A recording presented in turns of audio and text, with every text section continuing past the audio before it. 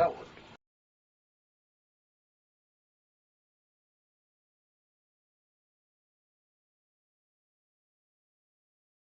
The Obsolescence of Religious Thought, episode 16. End religion now. You already know this to be true. Muhammad did not fly to heaven on a winged horse. The Buddha was not born out of a slit in his mother's side. Jesus didn't come back from the dead, and monkey and elephant-headed gods don't exist. There's a good chance you were raised in one of the four largest religions on earth today, okay? Islam, Buddhism, Christianity, and Hinduism, from which these four claims were taken, respectively. 6 billion out of the over 8 billion people on the planet today were raised and inculcated into one of these four big religions. You were most likely taught that one of these statements are undoubtedly true. Muhammad did journey to heaven on a winged horse. The Buddha did have a miraculous birth out of his mother's side. Jesus was, of course, raised from the dead. Or you may pray regularly to gods with animal heads.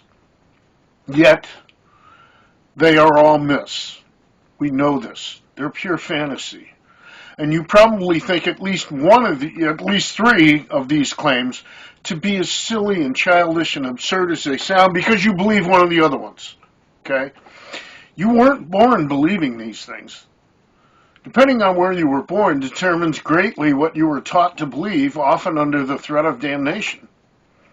Hellfire in Islam and Christianity, and an eternity of endless suffering in Buddhism, and a plethora of possible eternal torments in one of the various hells described in the Hindu scriptures. Children all over the world, while cognitively immature and emotionally vulnerable, are subjected to indoctrination into one of these four faiths, or any number of regional religions with no chance for questioning or refusal. Religion still looks backwards to old books and old men who know little of the world but those old books. These are not educated men, be they a pope, a Mormon president, a Dalai Lama, a Hindu priest, an imam, a Buddhist monk. For most of human history, the world was stuck in that ancient wisdom mindset that all we need to do is examine the scripture and the ruins of past civilizations to rediscover the wisdom of the ancients, right?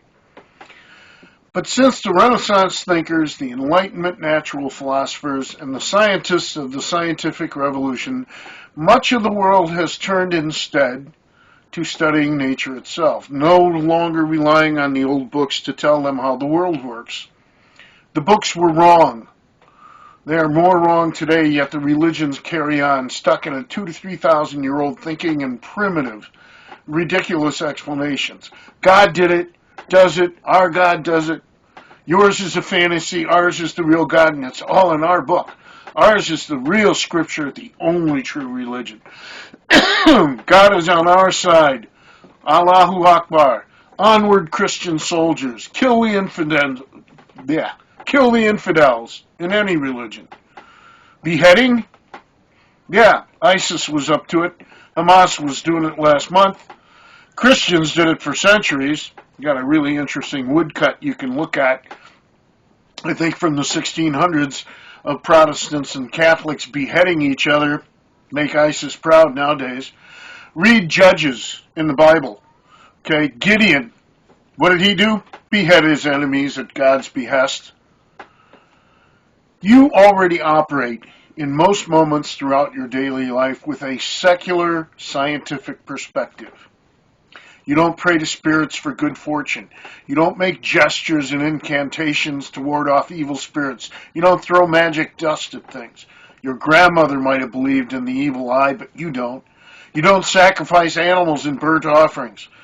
You function under the 21st century worldview, which is secular and wholly scientific.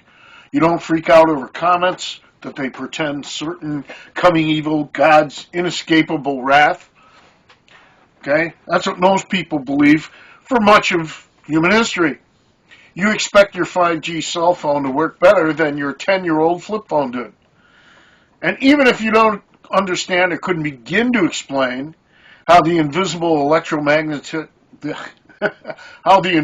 electromagnetic radiation bouncing off of those new gizmos they installed on the water tower in your town somehow bounce back and forth to your phone and make it all happen. You have no idea how it works, you just know it does.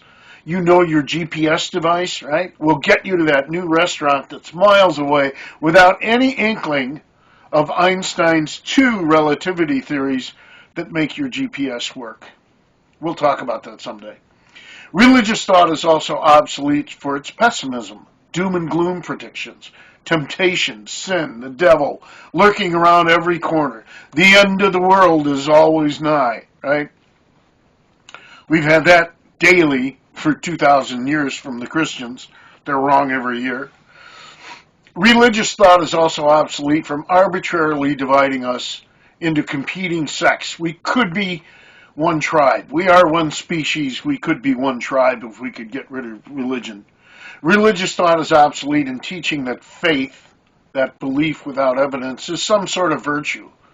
Religious thinking and believing unfounded, childish mythologies set people up for all sorts of unwarranted belief and equally unevidential conspiracy theories. Whenever you hear a flat earther, a QAnon nut, I don't care what, almost every time they're a hardcore Christian here in the U.S.